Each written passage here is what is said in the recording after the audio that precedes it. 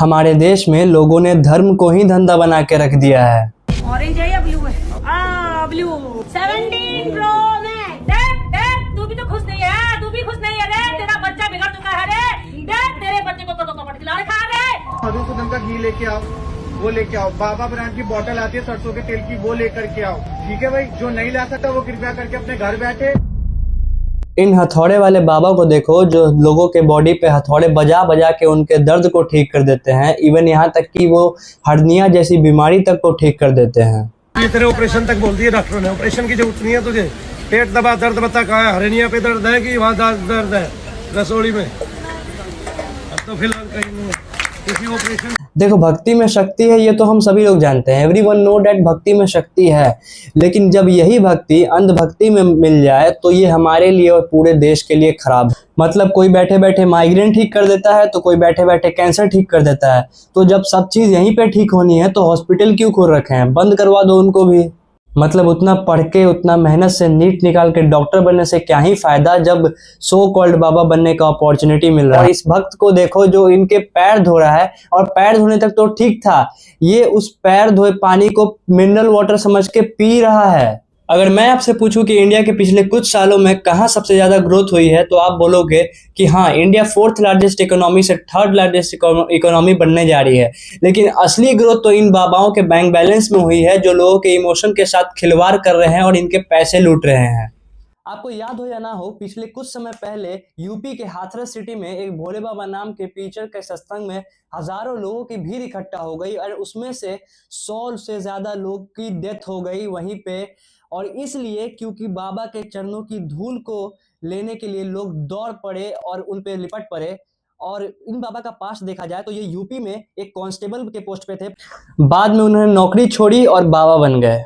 और हैरानी की बात तो ये है, ये घटना होने के बाद जो लोग वहां पे मौजूद थे, जो अपनी आंखों से ये सब चीज घटना देख रहे थे, उन लोगों को कोई फर्क ही नहीं पड़ा। पब्लिक जिम्मेदार है, पब्लिक ही जाना उल्टी सीधी भाजती। प्रभु थोड़ा ना कहता कि तुम इधर उधर भाजो। और वचन में प्रभु ने सैनिष्ठ कहा कि बचने वाले बच जाओ और जो मरने वाले तो वो मरेंगे। अब स्क्रीन पर दिखाए गए इस वीडियो को ध्यान से देखना। सेनापति से जरा गरम चमीटा की मान लगाओ, कैसा पी रहे थे ठटरी के। अब इस वीडियो को देख के स्क्रिप्टेड मत बोलना, क्योंकि इस आदमी के अंदर के भूत को पता था कि मेरा पैंट सरक रहा है तो इसको थोड़ा ऊपर क्यों ना खींच लिया जाए। अब धीरेन्द्र शास्त्री जी का एक समय हुआ करता था जब वो डायरेक्ट कॉल लगाते थे हनुमान जी को। प्रणाम करता हूँ श्री चरणों में दास का ये ज्योति बच्ची आई हुई है आपके श्री चरणों में, ये पास होने की अर्जी लगी थी, आपकी कृपा से ये पास हो गई है बच्ची।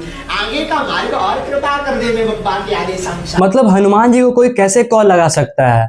अगर आपको मेरी इस बात से आपत्ति है तो आप खुद देख लीजिए कि इन्होंने खुद अपने मुंह से कहा है, एक्सेप्ट किया है कि उन्होंने हनुमान जी को आज तक कभी नहीं देखा और ना ही किसी के बॉडी में कभी भी कोई भी देवी देवता आ सकते हैं। 3 पीढ़ी गुजर गई, हमें तो नहीं दिखे हनुमान जी की पूंछ के बाल नहीं दिखे, न मूछ के न पूंछ के। 3 पीढ़ी गुजर गई हनुमान जी की सेवा करते करते। इसलिए इन नाटकों से, इन प्रपंचों से बचना चाहिए। कोई दुर्गा माता किसी के शरीर पर नहीं आती है, कृपा होती है, आती नहीं।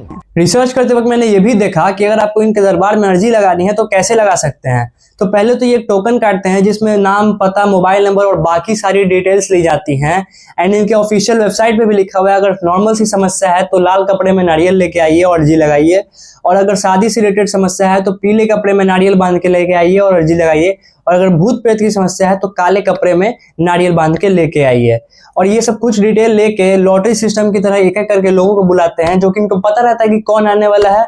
तो इससे उनसे ज्यादा और पहले से ही इनको आधे से ज्यादा इन्फॉर्मेशन उसके बारे में पता चल जाती है, ऑब्वियस सी बात है। और उसके बाद जो इन लोगों को करना होता है स्टेज पे वो लोग करते हैं। तो इसीलिए बोलता हूँ, सवाल पूछो इनसे भी और अपने से भी। मतलब आजकल इन बाबाओं और माताओं का भाव इतना बढ़ गया है कि कुछ लोग तो डराते हैं कि मधुसूदन ब्रांड का घी लाओ और बाबा ब्रांड का तेल लाओ, वरना मत ही आओ। सीधी बात है सबसे, जो दरबार में आएगा पहली बार वो तेल की बोतल, देसी घी मधुसूदन का, लोकल वाला देसी घी बिल्कुल नहीं चलेगा। ध्यान रखना भैया, मधुसूदन का घी लेके आओ, वो लेके आओ। बाबा ब्रांड की बोतल आती है सरसों के तेल की, वो लेकर के आओ। ठीक है भाई, जो नहीं ला सकता वो कृपया करके अपने घर। मतलब आजकल कौन से देवी देवता हैं जो ब्रांडेड घी और तेल की डिमांड करते हैं, और कुछ लोग तो ऐसे हैं जो आईफोन 17 प्रो मैक्स के नीचे बात ही नहीं करते। भाई वीडियो बनाओ। और क्या बताओ, कलर बताओ, ऑरेंज है या ब्लू है? 17 प्रो मैक्स। अभी तो ये खुशी खुशी आईफोन ले रही हैं, लेकिन जब इनको गुस्सा आता है तो ये मॉडर्न गालियां भी देती हैं। शत्रुओं को क्यों शांत करना। और कहीं कहीं तो खारे पानी को भी मीठा कर दिया जा रहा है बिना किसी फिल्टर और मशीन के। खराब पानी है। हाँ गुरुजी। पीने लायक पानी नहीं है। अच्छा खोलिए, आंखें बंद करिए। ओम वरुण देव पूरे स्रोत के शुद्धि नष्ट कीजिए, खारापन हटा के मीठा कर दिया। अब ये जल मीठा हो चुका है, पी के देखो ऐसा है, मीठा है, मीठा हो गया। लोगों में ये अंधविश्वास डाल देते हैं कि लोगों के शरीर में देवी देवताएं आते हैं। और जरा इस महिला को देखिए जो बोलती हैं कि मेरे शरीर में देवी देवताएं आते हैं। आप सवाल पूछिए, मैं माता को बुलाती हूँ, और ये खुद कहती हैं कि मैं ये ज्यादा देर तक नहीं कर सकती। आपको क्या पूछना है पूछ सकते हैं, हम माँ को बुलाते हैं ना।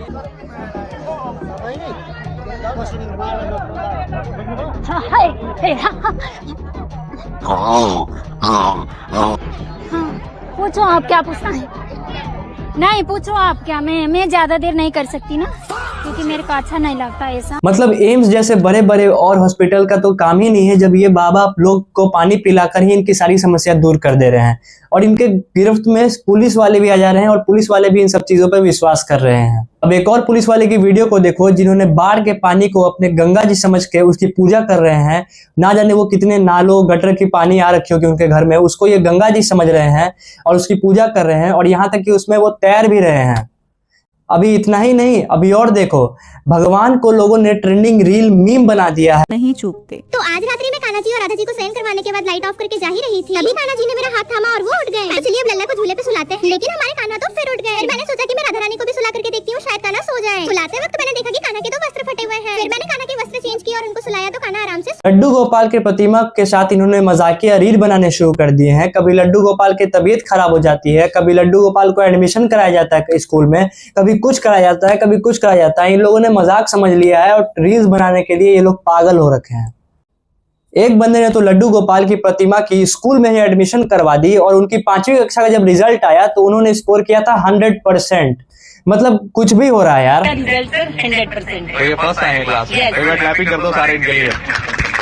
देखो, इस वीडियो का मोटिव किसी भी धर्म या किसी भी परंपरा को नीचा दिखाने का मतलब नहीं था, लेकिन दुर्भाग्य से इसका लोग अपने फायदे के लिए उपयोग कर रहे हैं। आपकी इस टॉपिक के बारे में क्या राय है नीचे कमेंट सेक्शन में जरूर बताइएगा। वीडियो थोड़ी सी भी अच्छी लगी हो तो लाइक कर दीजिएगा, एंड चैनल को जरूर से सब्सक्राइब कर लीजिएगा। एंड मिलते हैं अगले वीडियो में अच्छे कंटेंट के साथ। तब तक के लिए बाय बाय, जय हिंद, नमस्कार।